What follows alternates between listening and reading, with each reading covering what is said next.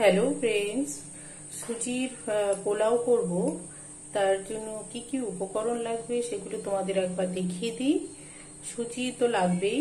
এখানে সুজি নিয়েছি, দুধ নিয়েছি, ময়দা, কাজু কিশমিশ, আর এখানে চিনি আছে, দুটো এলাচ আর একটা তেজপাতা আর ঘি। বাস, আর বেশি কিছু লাগবে না। এই দিয়েই সুজির পোলাও তৈরি হয়ে যাবে। তো চলো, এটা গরম হয়ে গিয়েছে। এখানে আমি সুজি দিয়ে দিলাম।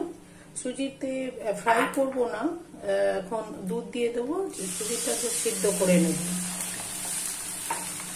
ফ্রাই করলে একটু ঘি দিতাম, তো এখন ঘি দেব না। এর ভেতরে একটু ঘি দিয়ে দেবো। এটা ভালো করে বয়েল করব।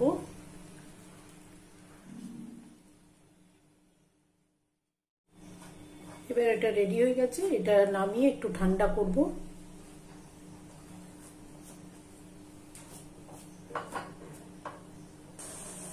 সুগার সিরাপের জন্য এখানে 1 কাপ মতন জল নিয়েছি, আর এখন এই চিনিটা দিয়ে দেবো।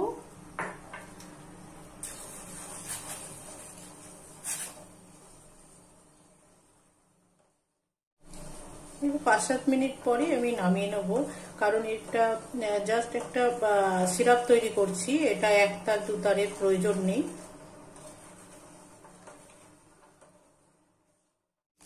কাজু কিশমিশটা একটু ভেজে নেব। এখানে ঘি দিয়েছি, একটু হালকা করে ভেজে নেব।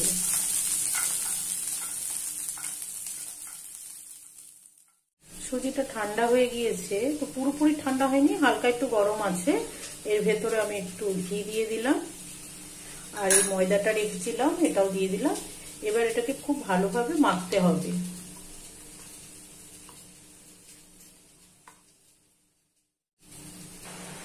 দেখতেই পাচ্ছ সফট একটা ডো তৈরি হয়েছে। এবার এটাকে আমি 3 ভাগ করে নেব। তেল গরম হয়ে গিয়েছে, এবার এগুলোকে এভাবে দিয়ে দেবো। হালকা ফ্রাই করব 2-3 মিনিট।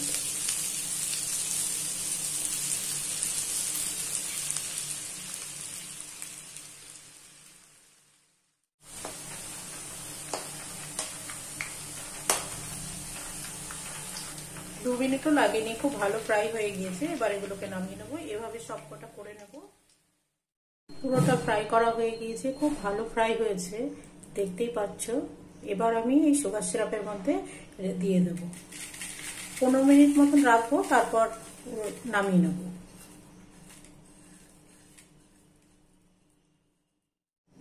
কাজু কিশমিশ গুলো ভেজে রেখেছিলাম, এগুলো আমি দিয়ে দিলাম। সুজির পোলাও পুরোপুরি রেডি হয়ে গিয়েছে, দেখতেই পাচ্ছ কি সুন্দর ঝরঝরে হয়েছে। সুজির পোলাও প্রথমবার করলাম, আমার তো দেখে ভীষণ ভালো লাগছে। আমি একটু টেস্টও করেছি, খুব সুন্দর হয়েছে খেতে। তোমরাও একবার ট্রাই করে দেখবে, আশা করি ভালো লাগবে।